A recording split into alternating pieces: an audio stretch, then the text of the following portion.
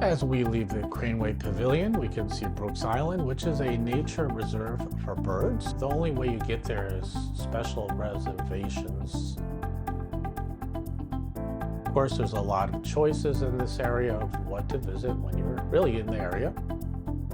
The Ford Assembly building complex, they did a lot of building there. Follow me inside and we're going to check out the visitor center. I'm going to see the museum interactive displays, maybe a movie. The visitor center, of course, is run basically in business hours every day of the week, and the staff, which are rangers, are very helpful. This is, of course, a classic Rosie the Riveter hose, and all about encouraging the soldiers during World War II. It is run by the National Park Service. Actually, they had the oldest ranger there that got a award from Barack Obama. It is all about the home front and how civilians helped the military during World War II, and they had incredible productivity as well. Of course, no place needs other than sponsors so that they can acquire the assets to educate people about history. You go through the visitor center. They have a lot of interactive displays, and the basement has a movie theater as well. Now you have a Jeep here, and actually right next door they were building Jeeps, half tracks, and of course tanks.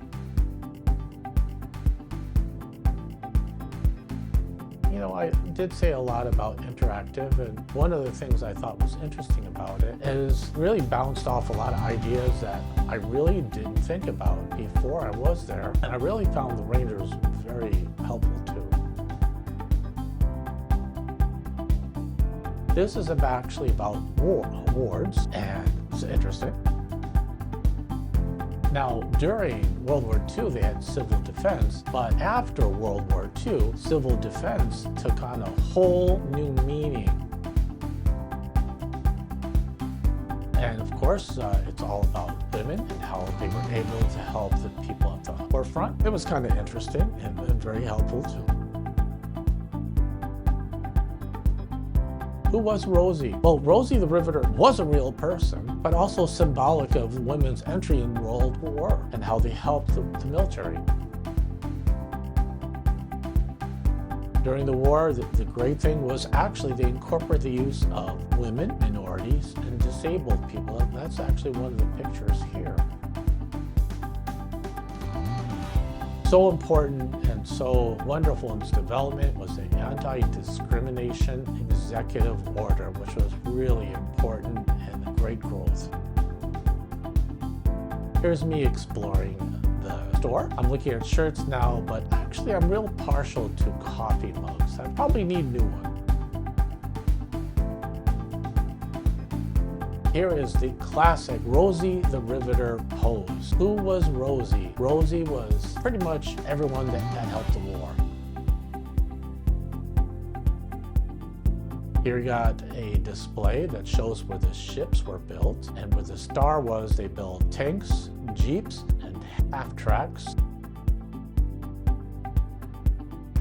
This was the land before the development. It really changed a lot.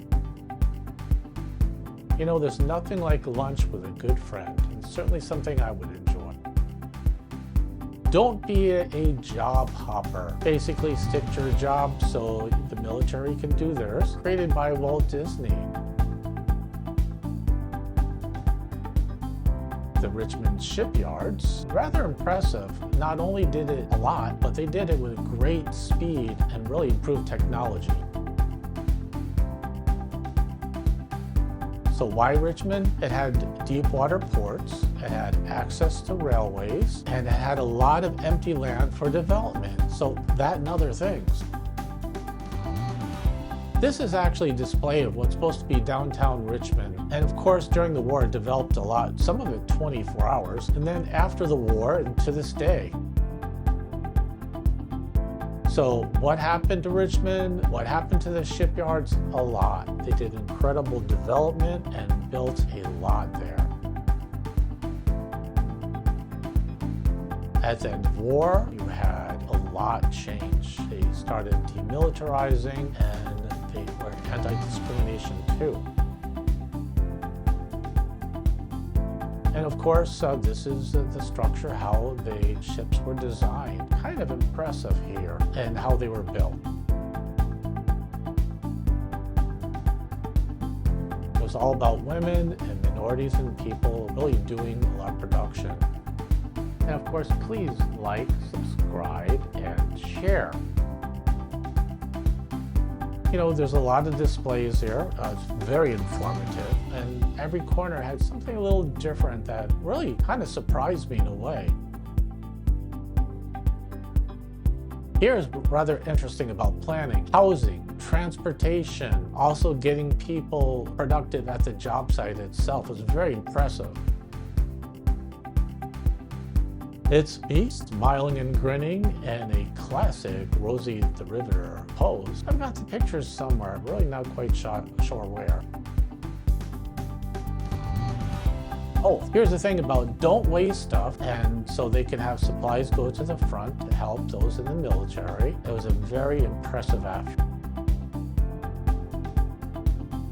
Now, you got Rosie the Riveter everywhere, and you've got the park, you've got the memorial, and one of your events.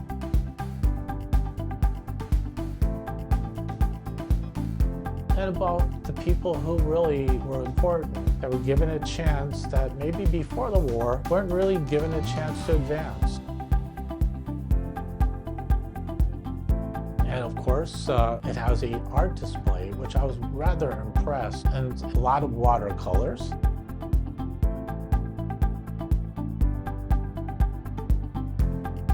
Village was built to provide housing for workers. In fact, actually, a lot of it still exists today and is still being used.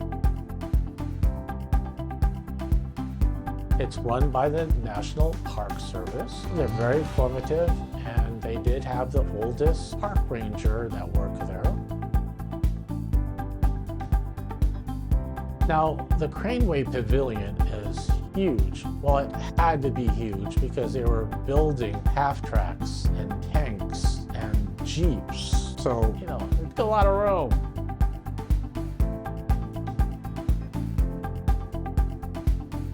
Now, after, and to this day, they had a lot of events there, and I've been on a few of them. It's very interesting.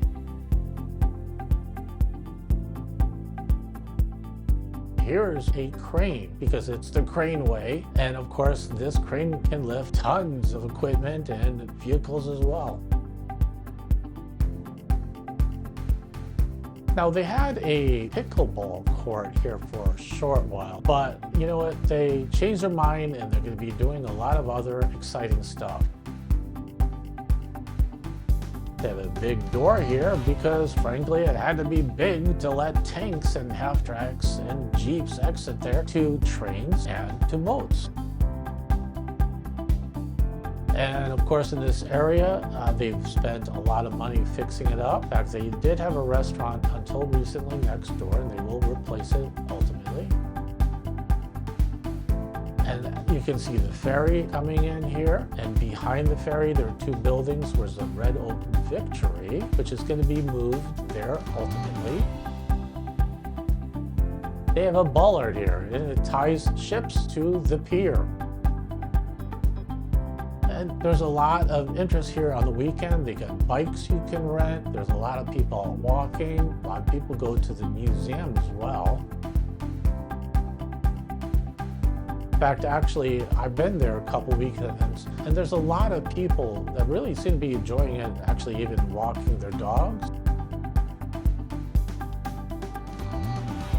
Here we got the Rosie the Riveter Museum, right next to a rather interesting Rosie the Riveter display.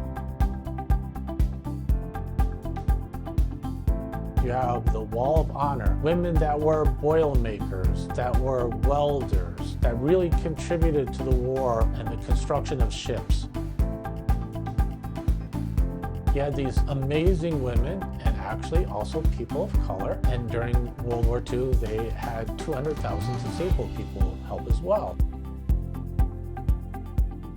Of course, there's the sponsors who helped make this museum what it is today. The memorial is very interesting, really a celebration of all the people that did it during World War II. This particular plaque is about the history. It happened in 1944. It's a memorial of Riveter. It's supposed to symbolize Liberty ships. Another plaque about what happened in 1945, and it was a lot. This is actually supposed to symbolize the link of the Liberty ship. It is an amazing piece of work and really big. You have the Marina Bay Harbor, which in the background you can see a yacht that's supposed to be rented out that's never out, but it's still beautiful, the whole area. Now people go in and out with their sailboats. There's tons of people that go in this area during the week and the weekend. They walk their dogs and etc. Here I am learning with these little bits of information on the pictures. And it's really all about educating yourself during what happened during World War II and subsequent to that, so it's very helpful. The memorial is a very effective way of educating people.